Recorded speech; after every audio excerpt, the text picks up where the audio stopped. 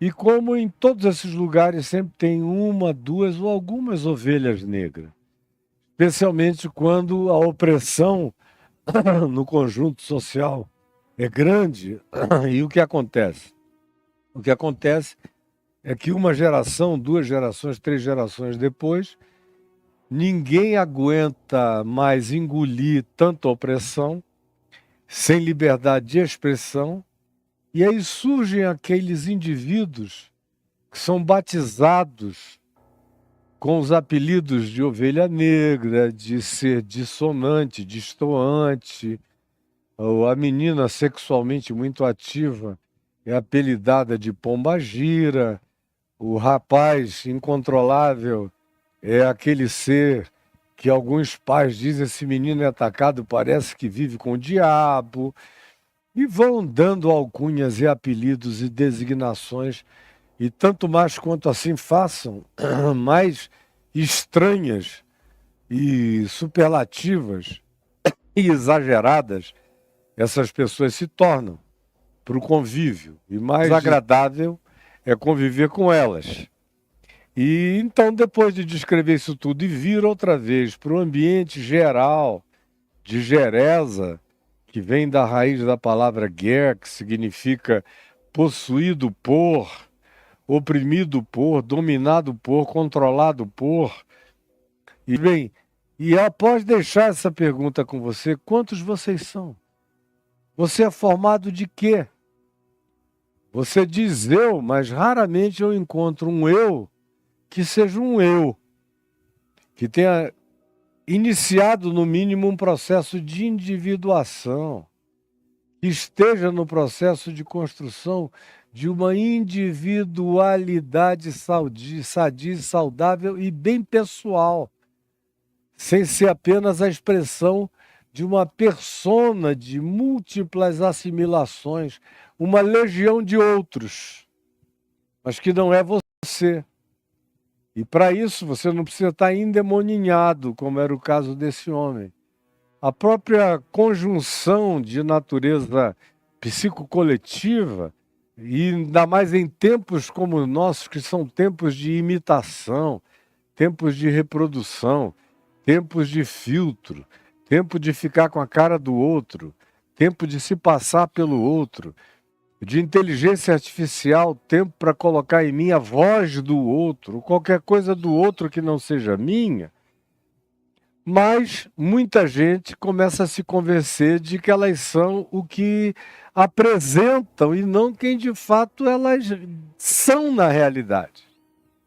E quando essa dicotomia, quando essa dualidade se manifesta, com ela, de maneira muito sutil, se instala algo que não deixa de ser, de algum modo, um partimento esquizofrênico do ser, onde a pessoa vai desaparecendo e a persona vai se magnificando aos sentidos dos outros. E tanto mais quanto seja com a legião dos muitos que você se apresente, seja esse o seu nome, seja essa a identidade que você dá para quem pergunta qual é o teu nome, você apresenta a persona múltipla e não a pessoa singular que você é, e que provavelmente você até desconheça qual seja em você, porque nunca tenha tido tempo nem ocasião de viver você mesmo essa experiência da sua própria pessoalidade, pior se tornam as coisas para você. Então eu concluí o dia de ontem deixando essa pergunta com você: quantos vocês são? E é uma coisa que só você pode responder, avaliando a multiplicidade da sua fragmentação. Porque tudo que você não é, é uma pessoa. Tem gente que conhece partes, pedaços, fragmentos, caras, nesgas, expressões, perfis, filtros, imagens, apresentações, mas que não é você. E isso gera um abismo enorme na gente. Um vazio profundo, uma oquidão total. E a dessignificação pessoal que se faz companheira desse esvaziamento é absoluta. Não tem nada que preencha você, que signifique que você que dê sentido a você, que traga a você um estado de alegria real, permanente, contínua, que não tem a ver com circunstâncias, nem com quantidades, nem com volumes, nem com apreciações, nem com percepções, nem com apupos ou aplausos, com nada disso, mas satisfação pessoal em ser quem você é na sua solitude profunda, mas pacificada na singularidade da sua própria expressão de individuação. A maioria esmagadora não sabe nem o que eu estou falando, não está nem me entendendo, provavelmente.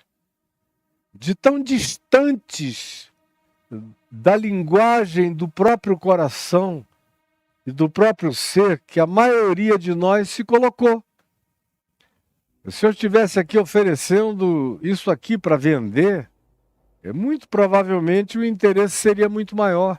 Ou se eu estivesse oferecendo milhares de pedras com um furo no meio e uma marca específica, muitos de vocês iam ter muito mais interesse, porque o interesse no coração, que nunca foi grande entre os humanos, se esvaziou radical e profundamente nessa geração oca, que, como Jesus descreveu, equivale a uma casa varrida, quando está varrida, ornamentada, quando tem algum ornamento, a maioria nem mais isso tem, mas vazia.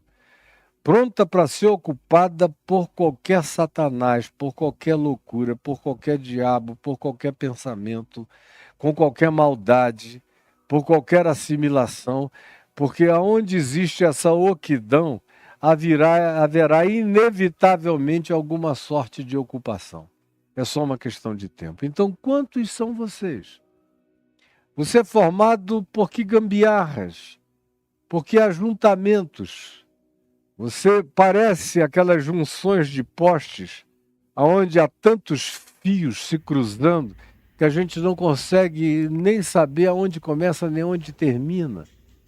Onde tudo é um curto-circuito contínuo, é uma possibilidade de catástrofe, de cruzamento, de intersecção antagônica o tempo todo dentro do ser. Por isso o espírito agônico, aflito, de tantos.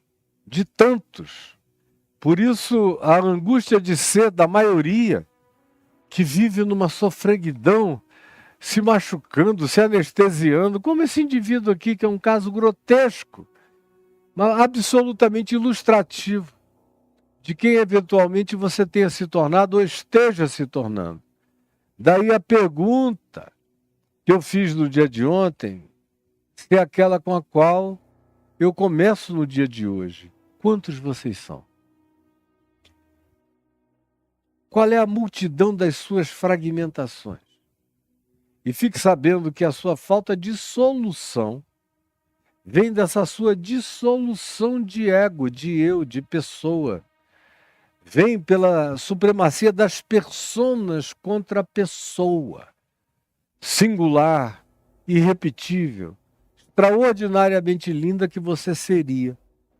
Se você quisesse, como eu venho dizendo há 50 anos, e muita gente repete essa frase, que eu falo há 50 anos, se você quisesse ser o melhor de você, porque a melhor versão de você é você mesmo, na sua inteireza mais absoluta. Então, com 50 anos de repetição, eu digo porque é verdade. Mas a maioria não quer nem prestar atenção no que eu estou dizendo, especialmente nessa época de tanta conturbação, onde você passou, já olhou, ele está vestido hoje assim, assado, foi embora, não ouve nada e pede tudo, e vai ficando cada vez mais piorado, enquanto vive anestesiado e se maltratando, numa expressão contemporânea desse ser amorfo, grandiosamente enlouquecido que os evangelhos nos apresentam. Mas a pergunta que eu deixo para você, que é uma legião de quantidades e não é ninguém, é vazio em você mesmo é quantos vocês são. Esse aqui disse, somos muitos. Mas você nem essa reflexão do endemoninhado tem a coragem de fazer. Nem a verdade do processo você tem coragem de declarar. De que você não é ninguém, a não ser uma multidão de absorções. Você não sabe nem como é a sua voz, nem como é o seu jeito, nem qual seria a natureza livre do seu pensamento, ou das suas expressões, porque você é apenas uma esponja de assimilações de tudo e de todos. Enquanto isso, você se torna nada, um vácuo, coisa nenhuma, sem ter nem a reflexão de demônios, que são capazes de dar pelo menos o apelido. Eu me tornei muitos, uma legião, porque somos muitos. Mas nem isso você tem. Nem isso você quer confrontar. Com Jesus mesmo você não quer ficar cara a cara de modo algum. Os demônios chegam e se confessam. Você passa batido e não se enxerga, não se confessa e não quer saber. Me diga se a sua situação não é pior do que a desse endemoninhado. Aí o verso 10, a gente está tratando no Evangelho de Mateus, mas eu pedi licença para, no caso específico do endemoniado de Gerasa, do Gerazeno ou Gadareno, vir e tratar do assunto em Marcos 5, onde tem mais definição, tem mais granulação, tem mais detalhamento para a gente perceber, para aumentar a percepção.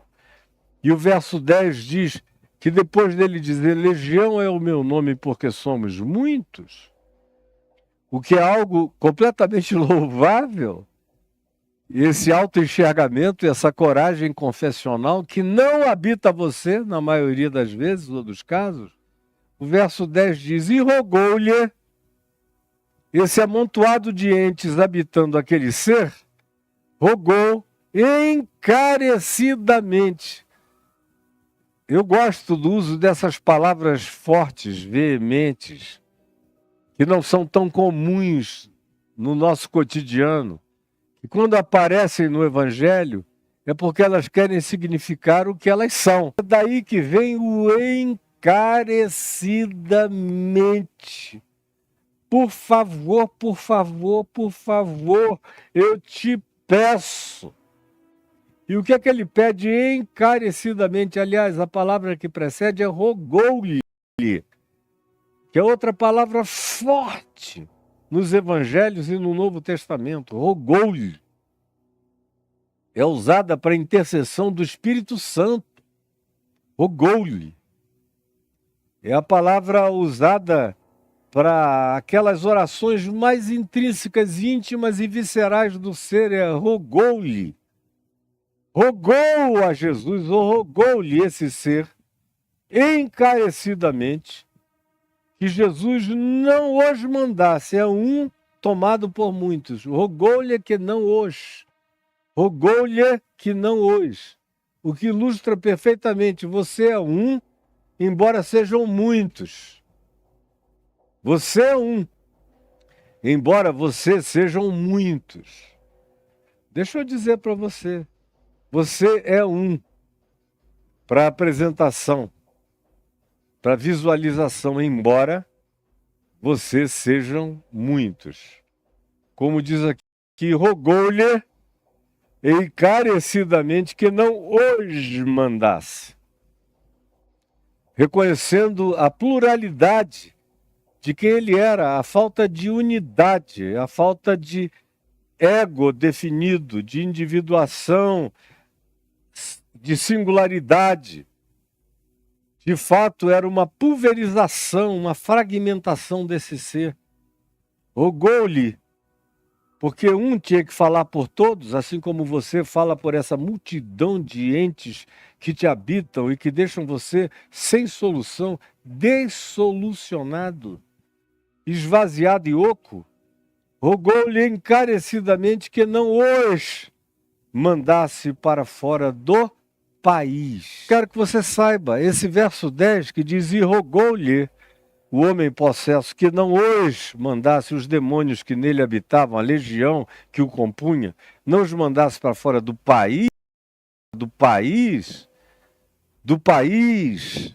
guarde, do país, estabelece um vínculo entre determinados desenvolvimentos de pensamento coletivo, ideológico, político, entre determinadas recorrências de conflito histórico, que fazem o fomento dos pensamentos geracionais que vão se acumulando e dos traumas coletivos que vão fabricando suas diversas camadas e layers na alma de uma dada sociedade durante séculos até, como foi o caso aqui, 300, 350 anos, quase 400 anos de acumulação daquela agonia. Como a gente vê na nossa própria sociedade, pessoas que se tornam representantes da loucura coletiva.